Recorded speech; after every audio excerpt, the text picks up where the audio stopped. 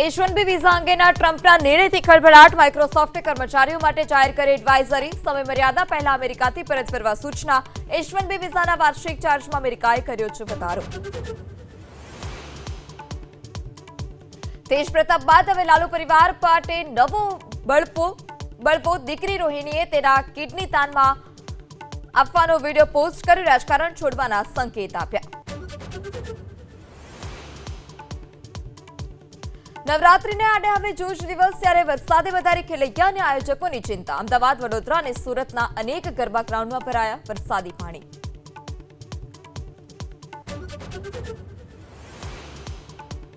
અમરેલી જિલ્લાના લાઠી તાલુકાના ધામેલ ગામના વીર જવાન શહીદ મેહુલભાઈ ભુવા કાશ્મીરમાં ફરજ બજાવતા સાંસદ ધારાસભ્યએ શ્રદ્ધાંજલિ પાઠવી.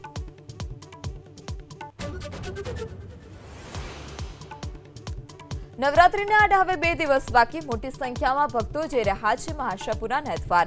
પગપાળા જતા યાત્રિકોની સુખાકારી માટે ધમધમી રહ્યા છે સેવા કેમ્પ.